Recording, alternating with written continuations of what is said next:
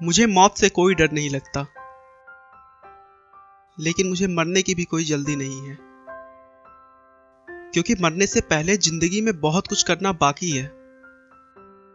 ऐसा कहना है महान और अद्भुत वैज्ञानिक स्टीफन हॉकिंग का, जिसके शरीर का कोई भी अंग काम नहीं करता। वो चल नहीं सकते, वो बोल नहीं सकते, वो कुछ कर नहीं सकते, लेकिन फिर भी जीना चाहते हैं। स्टीफन का कहना है कि मृत्यु तो निश्चित है, लेकिन जन्म और मृत्यु के बीच कैसे जीना चाहते हैं वह हम पर निर्भर करता है। चाहे जिंदगी जितनी भी कठिन हो, आप हमेशा कुछ न कुछ कर सकते हैं और सफल हो सकते हैं।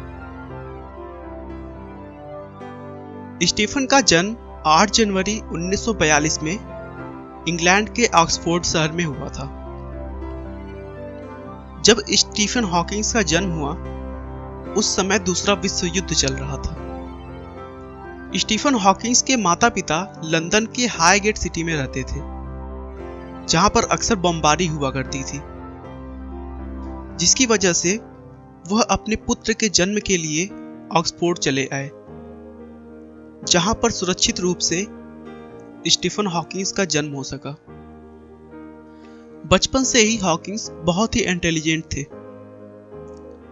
उनके पिता डॉक्टर और मां एक हाउसवाइफ थी। स्टीफन की बुद्धि का परिचय इसी बात से लगाया जा सकता है कि बचपन में लोग उन्हें आइंस्टीन कहकर पुकारते थे। उन्हें गणित में बहुत दिलचस्पी थी, यहां तक कि उन्होंने पुराने इलेक्ट्रॉनिक्स उपकरणों से कंप्यूटर बना दिया था। 17 वर्ष की उम्र में उन्होंने ऑक्सफोर्ड यूनिवर्सिटी में प्रवेश ले लिया।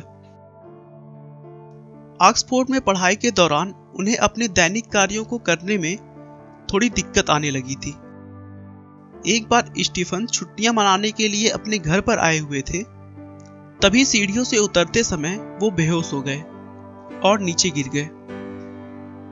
शुरू में तो सभी ने कमजोरी मात्र समझकर ज्यादा ध्यान नहीं दिया, लेकिन बार बार इसी तरह के बहुत से अलग अलग प्रॉब्लम्स होने के बाद जांच करवाया तो पता चला कि उन्हें कभी न ठीक होने वाली बीमारी है, जिसका नाम न्यूरॉन मोर्टार डिसीज था। इस बीमारी में मांसपेशियों को नियंत्रित करने वाली सारी नसें धीरे धीरे काम करना बंद कर देती हैं, जिससे शरीर अपंग हो जाता है और पूरे अंग काम करना बंद कर देते हैं। डॉक्टर का कहना था कि स्टीफन अब सिर्फ 2 वर्ष और जी सकते हैं, क्योंकि अगले 2 सालों में उनका पूरा शरीर धीरे धीरे काम करना बंद कर देगा।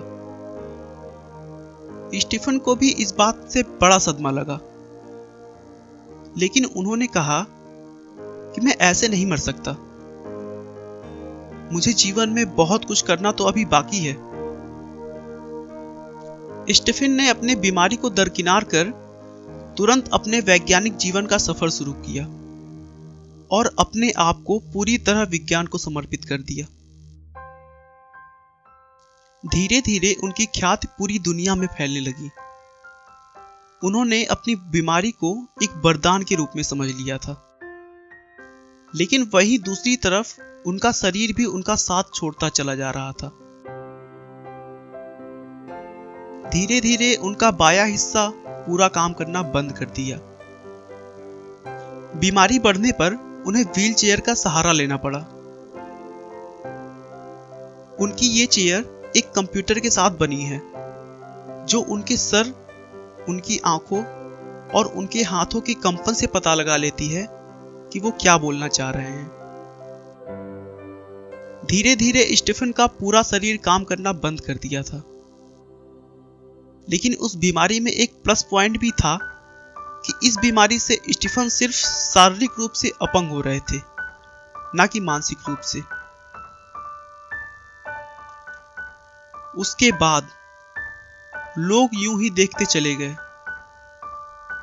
और हॉकिंग्स मौत को मात पे मात दे रहे थे।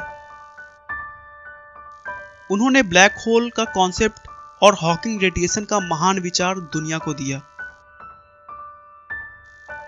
उन्होंने अपने विचारों को और सरल भाषा में समझाने के लिए एक किताब लिखी, a brief history of time, जिसने दुनिया भर के विज्ञान जगत में तहलका मचा दिया।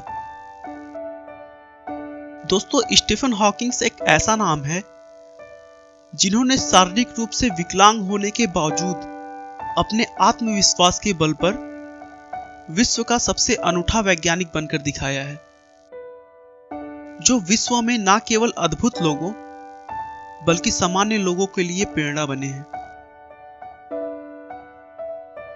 आपका बहुमूल्य समय देने के लिए बहुत बहुत धन्यवाद। इस वीडियो को लाइक करके आप हमारा मनोबल बढ़ा सकते हैं। मैं हर रोज एक नई इंस्पिरेशनल और मोटिवेशनल वीडियो के साथ आता हूं। दोस्तों, अगर आप हमारे वीडियो को मिस नहीं करना चाहते तो कृपया चैनल को सब्सक्राइब कर लें। आपको यह कहानी कैसी लगी हमें कमेंट करके जरूर बताएं। धन्यवाद।